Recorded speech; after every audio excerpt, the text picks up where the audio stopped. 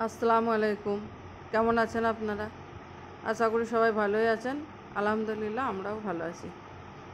আর দেখেন এখন 10টা 20 বাজছে আর ব্লগটা এখান থেকে শুরু করছি। মানে আজকে উঠতে আমার দেরি হয়ে গিয়েছে খুবই।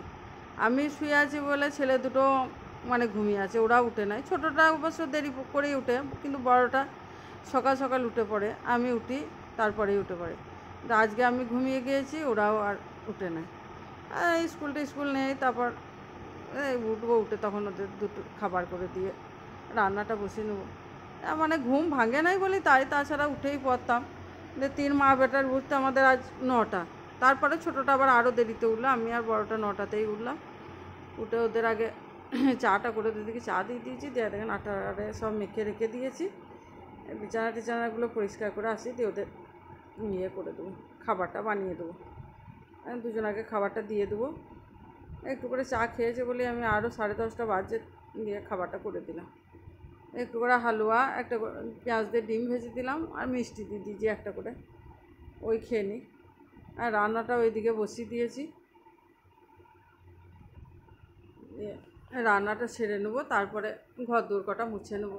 কাজ তাড়াতাড়ি হয়েই গেল। মানে বলেছিলাম না যে রোজার মাসে নিজের খাওয়া নাই বলে কাজটাও তাড়াতাড়ি হয়ে যায়। ধরেন নিজের খাওয়াতেও তো টাইমটা লাগে, আর নিজের খাওয়াও থাকে না, দিয়ে কাজগুলো চটাপট হয়ে যায়। আমি ওদিকে ওদের খাবারটা দিয়ে রান্নাটা বসিয়ে দিলাম।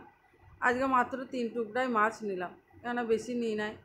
ওরা এই পেটি দুটো খাবে, আর আমার এই পিসটা রাত্রের জন্য করে নিলাম। রোজার দিন তো দিনে খাবো না, রাত্রেই খাবো। ওরা রাত্রে মাছ খায় না, ওদেরকে ডিম তখন করে দেবো। ডালটাও হয়ে গিয়েছে, ডালটাও বসিয়ে দিয়েছি, একটু আলু মাখা করে দেবো, আর রাত্রে তখন যা হোক কিছু করবো। দেখেন এখন 4:45 বাজছে বিকাল। আমি আসরে নামাজ পড়বো বলে উঠলাম, আর দুই ছেলে ঘুমাচ্ছে। আমি নামাজটা পড়ে নিই, দিয়ে এই ফল টলগুলো কাটতে যাবো। ফল টলগুলো কাটতে আমি আগেই দুপুরে বের করে রেখে দিয়ে গেছিলাম। ওদের দিকে যখন ভাত দিয়েছিলাম তখন দুপুরে বের করে রেখে দিয়েছিলাম। শরবতটা ভিজিয়ে রেখে দিয়ে গেছিলাম, মানে মোটা দানা চিনি তো গলতে চাই না। আর আমি এটা সেটা দিয়ে শরবত খেতে পছন্দ করি না, আমাকে ওই কাগজি লেবুর শরবতটাই বেশি ভালো লাগে। ওই জন্যই আমি ওই কাগজি লেবুর শরবতটাই খাই, ছেলেরাও ওইটাই খায়। দেখেন ইফতারি আরে সবই হয়ে গিয়েছে, মগডবের নামাজও পড়ে নিয়েছি। যে কটা বেগনি ভাজবো, তা ছোটো ছেলেটা আবার বলছে কী করবে আজকে, তেলে ভাজা? তা আমি বলছি বেগনি করবো।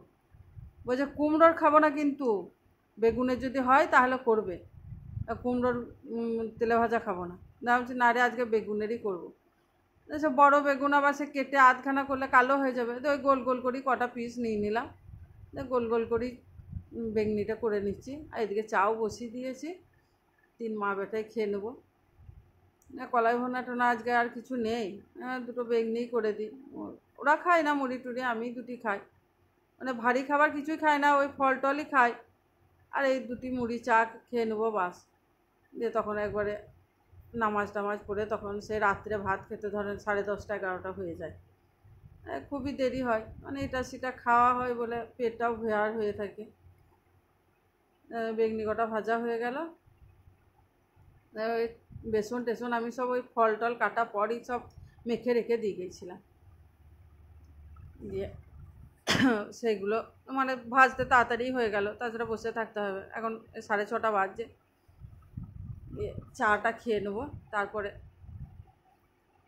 ওদের তো আর পড়া নেই, এখন টিভি দেখবে।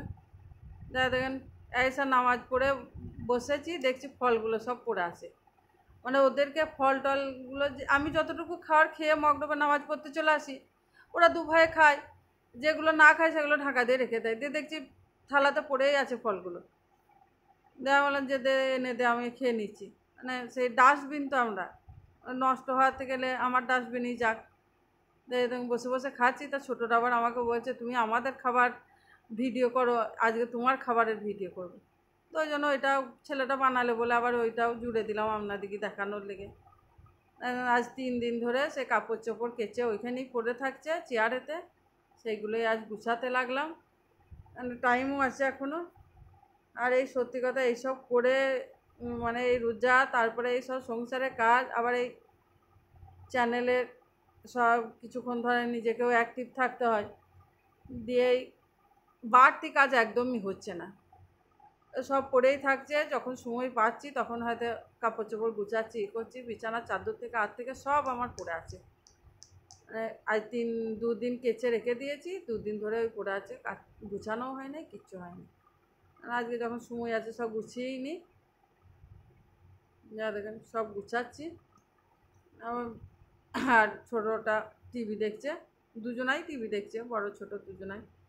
ও একবার করে মোবাইলটা নিতে আসছে, আমি বলছি যে তোদের ওয়াইফাই ভরে দিয়েছে আমাকে আর বিরক্ত করিস না। তা সে শুনবে, বলছে না, একবার করে মোবাইলটা আমাদেরকে দিতেই হবে। তো একবার করে মধ্যে মধ্যে নিচ্ছে, আবার আমাকে দিয়ে চলে যাচ্ছে। রাত্রের একটু রান্না আছে, সেটাও যে করবো, নামাজ টামাজ সবই হয়ে গেছে। এবার এই কটা গুছিয়ে নিয়ে রাত্রের রান্নাটা সেরে নেবো, দিয়ে 3 মা বেটাতে ভাতটা খেয়ে নেবো। তারপর আবার কাল যা হবে সেটা দেখা যাবে।